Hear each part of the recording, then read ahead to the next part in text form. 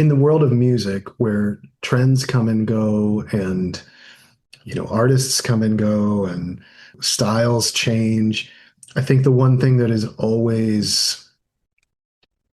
always stays relevant are the very authentic works. And sometimes those albums at the time didn't follow what was happening. They weren't following the trends of the time.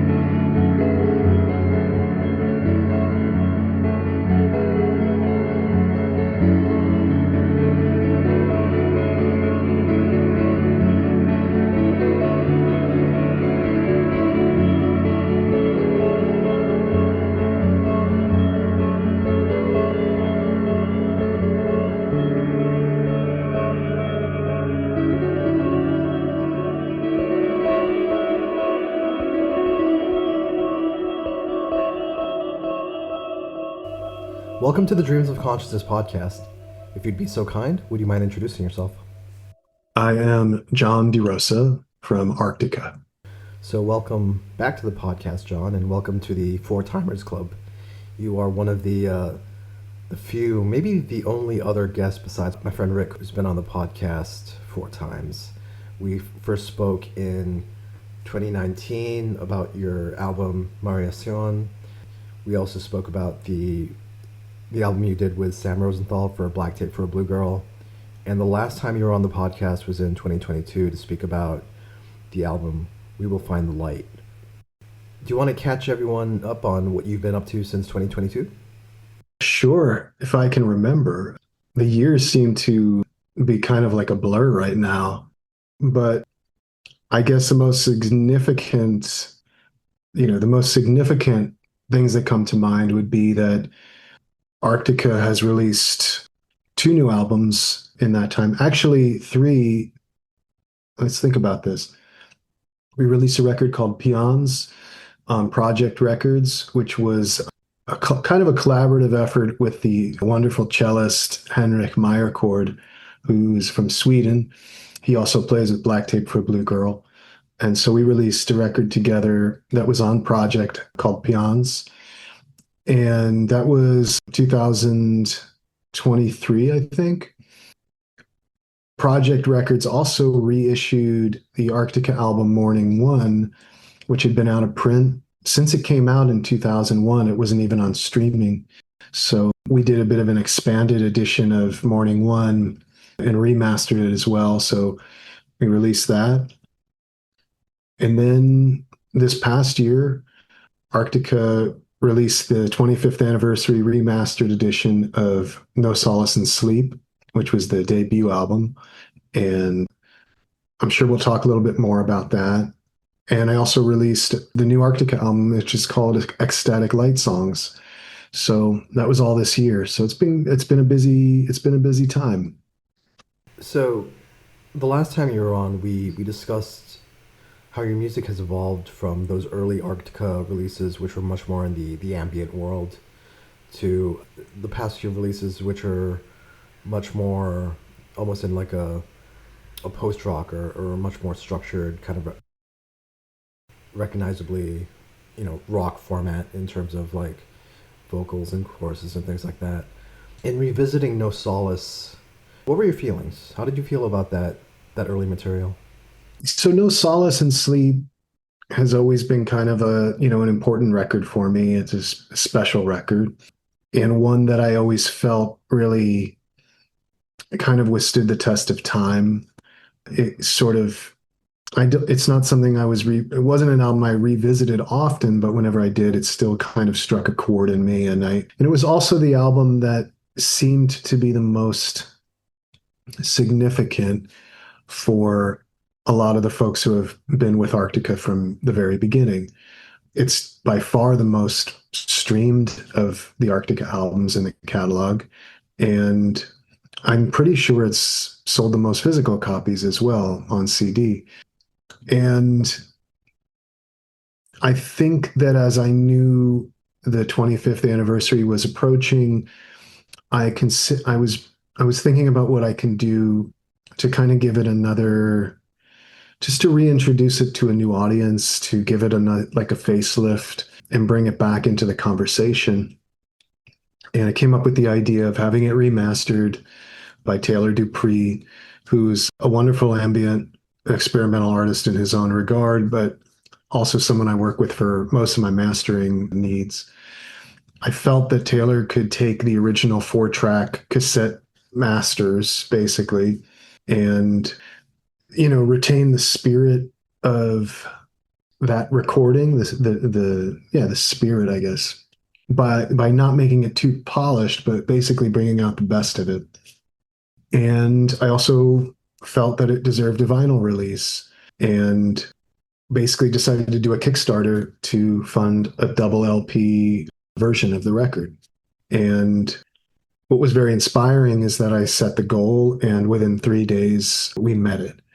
There was just a really overwhelming amount of interest, and really, it made me feel very good about, the fact that I'm still doing this project, to hear from people who have been there since the beginning. And it really gave me a little bit of wind in the sails to see this project through, see the new album through.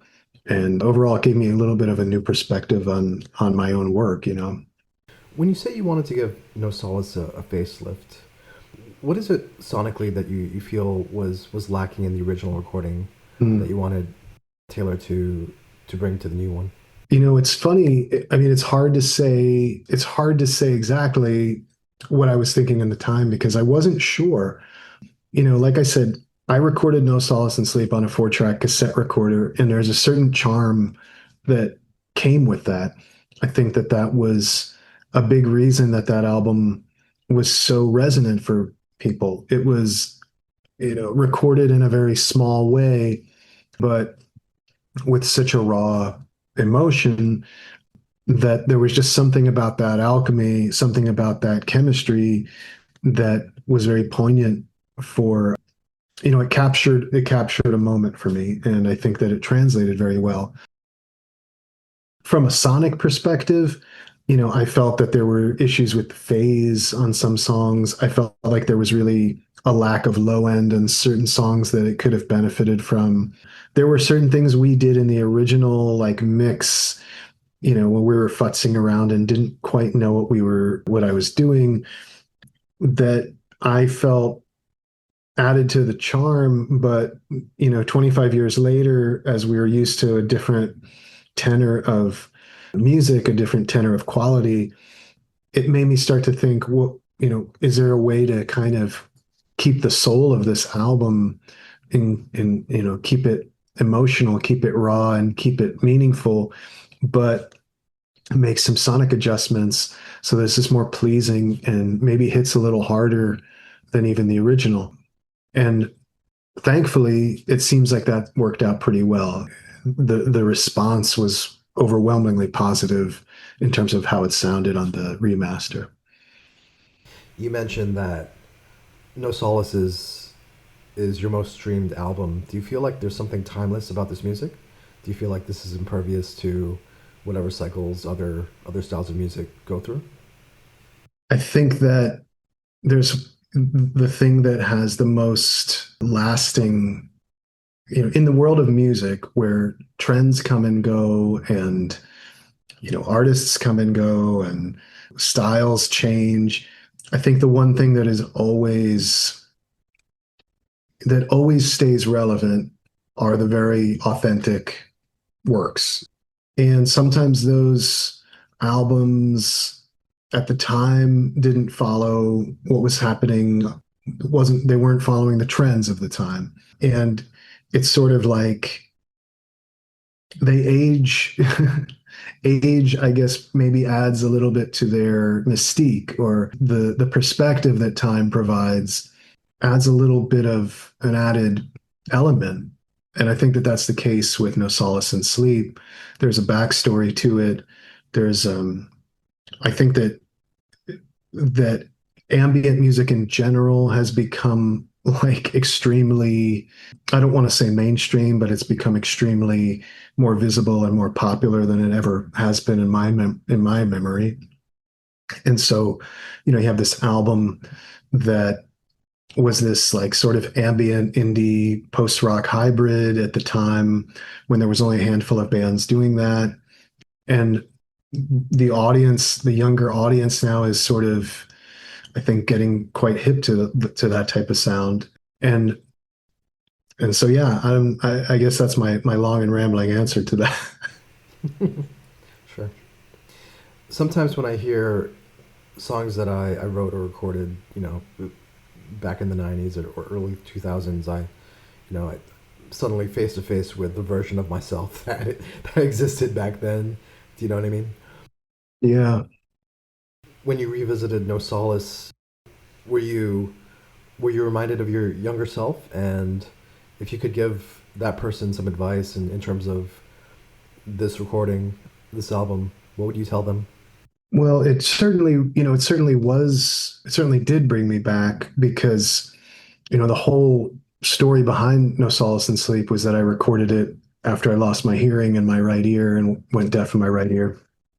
And the album was a bit of an exercise in coping with what was happening. It was sonically coping and emotionally coping. So the sounds I was creating were a way to, mirror what my sonic reality was becoming as I couldn't hear and I was having oral hallucinations and all kinds of weird stuff. And I was also like not in a good mental health place because I was so frightened about what that meant for my life. I was a musician, a music student at the time. I don't think I would have had at the time, I don't think I would have lived to see where I am now. And I don't know if I would have had the confidence to think I would be still making music, or definitely not making music as Aarktica. So, it was very fulfilling, and it made me feel, I think it healed a bit. I think it healed a part of me to do this project, to do this reissue, not only to do it for my own sense of a triumph, but that it brought people out that were so supportive of it, and that to hear stories from others about what this album meant to them, how it may have helped someone else through their hard time. It made it feel there was a certain sense of coming full circle, or a sense of completion, or a sense of purpose. And it did make me feel really good. And it was a very reflective. I did have some moments of a lot of reflection during it. Yeah. I mean, you spoke about maybe some of the mixing choices that you made that you probably wouldn't do now. Is there anything else you change? To be honest, I would say no. Okay. I think it's a beautiful piece of music. I think that there's a beautiful flow to it, and I think that even the wrong notes are right.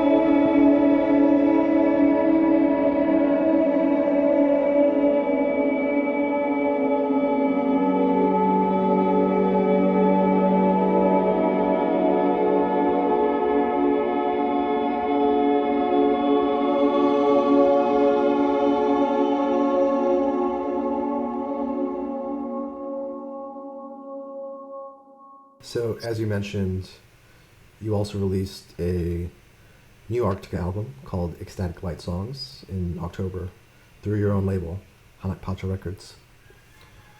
Tell me a little bit about Ecstatic Lightsongs and how it came together and what your intentions were for this album. Sure. So, it's quite ironic to have released two albums in the same year that are on very disparate sides of the sonic spectrum, with No Solace and Sleep being a very minimal ambient record, guitar ambient record, and Ecstatic Light Songs being, as close to like a rock record maybe as I've ever made. But, I started writing Ecstatic Light Songs in late 2024. And I think my intention behind it was just this idea that I've made ambient records, I've made instrumental records. I enjoy working like that.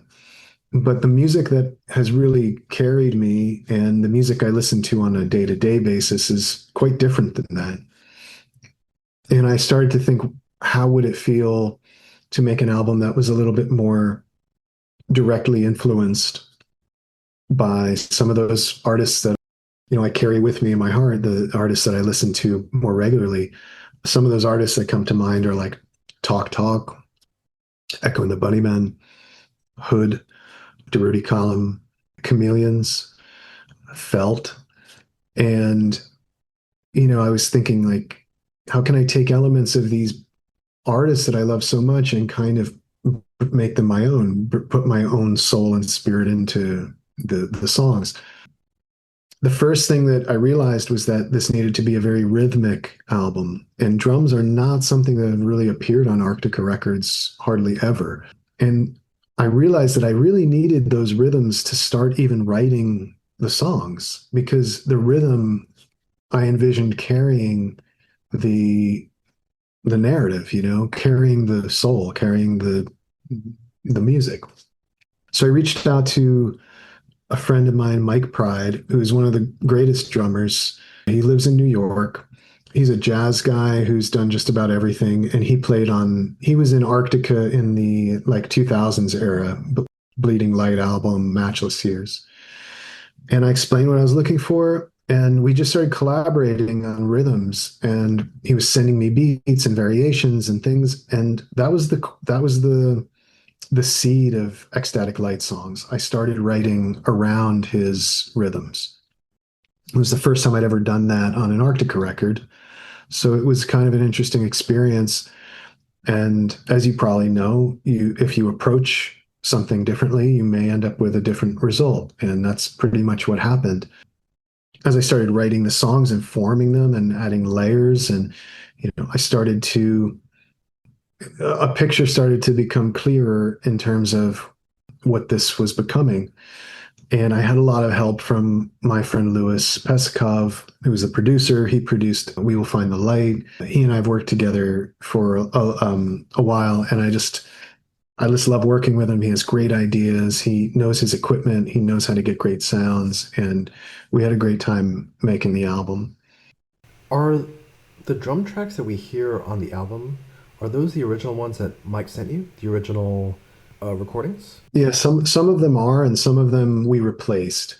Some of them, there was a lot of different ways we approached the drums. On some, I took his drums and I was just cutting them up, the same way I would do loops, but I was cutting up real drums. There were some tracks that we had used loops that he sent, that he played live, and then at the end, once all the elements of the song were in, it just felt like it needed live drums again. So we sent them back to him, and he played new drums over the song that we had, put everything in. One of the songs that we did that for that comes to mind was Laughing in the Rain, which was the last track on the album. And it just needed that energy, it needed that boost after everything else had been recorded. Then there were other tracks like Trick of the Light, which was the first song, which the drums you hear were the original drums he sent. And we cut them up and we created that. That's awesome. Besides Mike, you had a few guests appear on the album. including Henrik, who you worked with on a previous album and Hmm. also worked with on Black Tape. Yeah. Yeah. So we had Mike, Henrik, Lewis, who produced the album, played bass and played fretless bass. He was amazing. And we had Britt Warner, who was a friend of mine from LA who lives in Tucson now. And she sang beautifully on several of the tracks. And Charles Newman, who is another friend and producer of mine. I'm trying to think. He played a little bit on, well, Second Skin was the Chameleons cover that we did. It's not on the physical album, but it's on the digital one. And he did all the arrangement and played a bit on that track. So yeah, we had a few great guests. I believe the first time you worked with Lewis was on We Will Find the Light, right? Or at least that was the first time you worked on an Arctic album. Yeah. What did you want Lewis to bring to the sound this time around? This album, like I said, drums were a big element, but also synthesizers. Again, not something I have used on Arctica records that much in the past 20 years. I've always had a bit of this rule of like, I want it to be guitars and I want it to be live instruments. And that was another kind of realization that came to mind when I was writing this record. I was like, why am I limiting myself for some strange rule I made, 20 years ago? And Lewis is wonderful with synthesizers. He has a amazing studio with great sounds and great gear. He is also someone who knows every inch of his gear, knows how to use it, knows how to get sounds, knows how to use, effects, and he's just knowledgeable about music in the way that I needed somebody to be. I I needed someone to understand the references that I was bringing to the table. Someone who knew the catalog of Talk Talk, someone who knew early 80s post-punk, someone who knew how they were getting certain sounds because those were the sounds that I was wanting to get. And he had great ideas. He had great ideas. And I think when you work with someone a few times and you get to know each other, you get to know their tastes, you get to know how they approach songwriting and how they approach production. I think that it's sort of like an invaluable, you know, someone like Lewis becomes invaluable. And I don't think it would have been the same record if it hadn't been for him. Lewis has worked with a lot of indie bands in the kind of shoegaze space. Did you want to have that kind of sound for the guitars, that kind of like shimmering ambient tone? I was, it's so funny, I think Lewis ended up working with, I think it was Best Coast, and that album became, very popular. But I think that that was a bit of an anomaly for the types of bands that he works with. He's sort of all over the map. And I think that it's the sign of a good producer that he can get those sounds, but he can also really run the gamut of styles and things. And I think in my mind, I definitely did have a bit more of a shoegaze idea in mind, but I think in my references, I was thinking more bands like The Cure, maybe Slow Dive, maybe bands like Felt, who I always really enjoyed the atmospherics of their music, and especially bands like Durutti Column and the way the guitars sound on his records.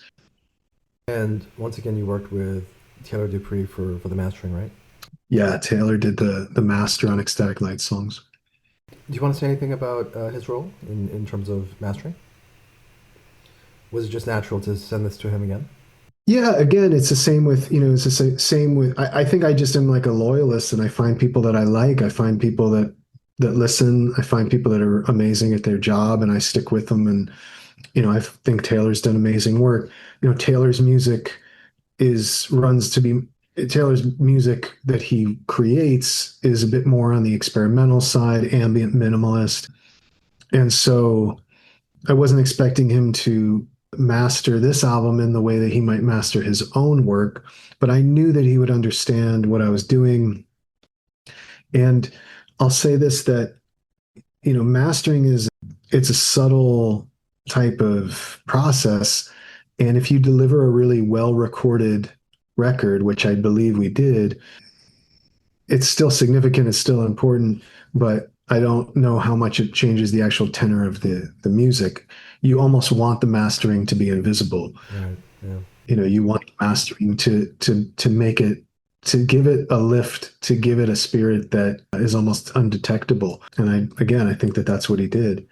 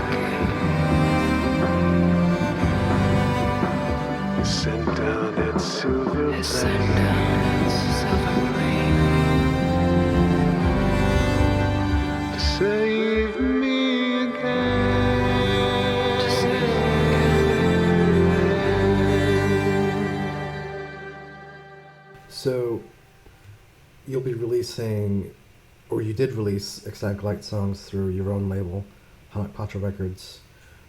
Why did you go down the self-release road this time? Well, like I said, we did a Kickstarter to raise the money to release No Solace and Sleep on the double LP. And within 3 days, we funded that release entirely. With 27 days left to go, we continued that fundraiser and we ended up nearly doubling what we were looking to raise to put out No Solace and Sleep. And with that extra money, I decided that it would be amazing to release Ecstatic Lightsongs on vinyl as well. And it just came down to me feeling that I believe there's a place for record labels, but I think the role that record labels serve is mostly on the promotional end. There are labels that have a built-in audience. There are labels that curate their catalogs so well that people will just buy that label. I think Project Records is a lot like that, where Sam from Project has just curated such a reliable catalog of artists of releases that people trust his taste. And that's why, Project Records sells so well. There's a handful of labels that I can think of that are similar in that way, that are wonderful tastemakers and that are wonderful at servicing press and getting the attention. And I'll be honest and just say that, I didn't have the label interest of a label that I felt would do any of these records justice. And in the past, I haven't seen the benefits of releasing an album on a label other than the financial part. So, the financial part was taken care of in this event. And I just decided this was going to be something I was going to do by myself. We, because it was a Kickstarter for No Solace and Sleep, we did sell quite a lot of records off the bat. And when I announced that Ecstatic Lightsongs was also going to be coming out, a lot of the folks who picked up No Solace ended up picking up Ecstatic. And it just ended up working out really well. The next time I do this, I will try to get a good PR person. That's the only piece of this puzzle missing. I really fumbled the ball on that and got somebody who did absolutely nothing. But, live and learn. Yeah. I mean, it's interesting. Like we're in such a different era of self-funding and self-promotion that, like you, I don't quite understand the role of a record label anymore.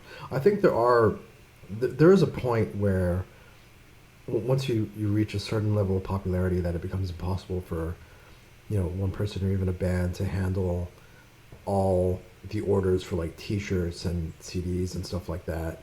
But, I think at least like within the realm of who I speak to on this podcast, I feel like more people should take a chance and try to do it themselves. I don't know. What did you learn in releasing this yourself? From the funding to the actual production of the vinyl? I think that for one, there's so many ways to digitally distribute your album these days. And I'm not just talking about DistroKid or CD Baby or something. I had a wonderful digital distributor that really helped on the digital side of things. And I think, pressing vinyl was a huge thing for me because I hadn't done it. And all of a sudden I was pressing a double album and a single album, dealing with the art and dealing with, all of that all at once, because both albums were kind of coming out at the same time. So there was a learning curve to that. But again, luckily I had some folks like Sam at Project who was really helpful in giving me some advice in that. I think, what you say about labels is like, I can think of some labels that I really like their aesthetic. I really like the catalog of artists. And I think that they're curated so well that I would check out anything that they put out. A lot of those labels do a lot of reissues though. I'm thinking Dace Records. I'm thinking Numero Group, labels like that. I think the primary thing that I would look for in a label, or that I would look for in terms of, regardless if it's a label or a self-release, is that it's just so increasingly hard to get attention on your music. I'm not a touring band, I'm not a touring artist anymore. And without touring, without playing shows, you're not quite of the caliber that most journalists want to write about in terms of, at least in the publications that I think most people would read to learn about new music. But on the flip side, there's so many more independent blogs, there's so many independent writers, there's so much more independent music press going on, but it just takes a little more work to find those folks. And so, in terms of what I learned, I think that PR is mostly garbage. I think mostly it's a waste of money. I think people will blow smoke up your ass, and tell you what they can do, but it doesn't happen. But I do believe that there are people out there that are good at it. I would just ask better questions and maybe make sure that whoever you get to help with press really understands the type of music you're doing and maybe has the contacts in that world that you're looking for. I think press and getting out there, there's all kinds of digital marketing and things you can do as well as a solo independent artist now that you couldn't do 10, 5, even 5 years ago. But you just have to put in hours, man. You just have to put in hours and explore. So, both No Solace in Sleep and Ecstatic Lightsongs are out now. Jon, how can people get these albums? What's the best way to order them? Always the best way is Aarktica Bandcamp. So it's Aarktica, Aarktica .bandcamp.com. These albums are also available at Darla Records for distribution in the US. And that's just darla.com. They're available in Europe on Audio Globe in Italy and through DJ Dead in Germany. And of course, they are available wherever music is streamed. I encourage you to put these songs on your playlist and share with your friends. They're out there for the taking, basically. And I believe there are two vinyl variants for Ecstatic Lightsongs, right? Ecstatic Lightsongs came in translucent green and black, and orange crush and ultra clear. And No Solace in Sleep came out in translucent blue and clear. Very cool. And if people want updates on Aarktica or your work outside of Aarktica or Hanakpacha Records, what's the best way to follow you online? Instagram is my favorite. So it's just Aarktica_official. And you could also, of course, go to Aarktica Bandcamp, Aarktica on Facebook, Aarktica on Blue Sky, if you're that kind of person. Those would be. I am. Yeah, I am on Blue Sky. It's wonderful. Jon, it was very cool catching up with you once again. Thank you for being here for the fourth time. Happy holidays. Thanks so much, Adrian. Take care.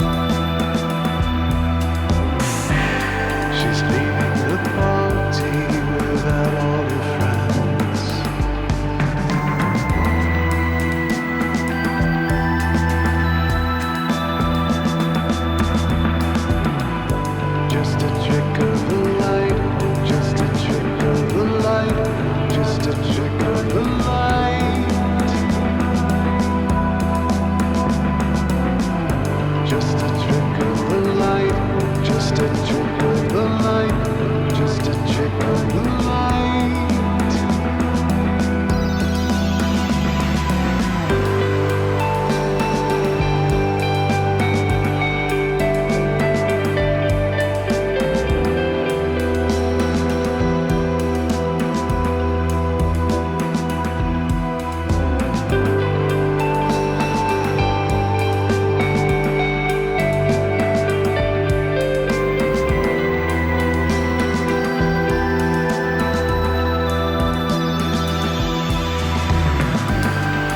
Faces distorted with no light imposed.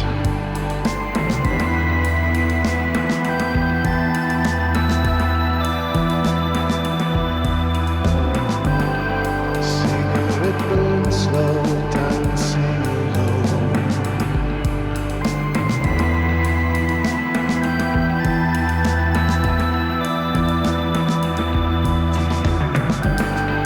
Ghost in my memory that's frozen in time.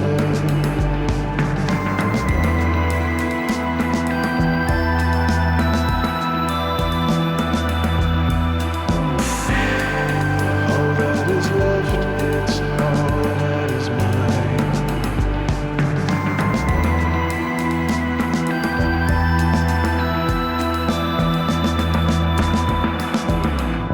Just a trick of the light, just a trick of the light, just a trick of the light.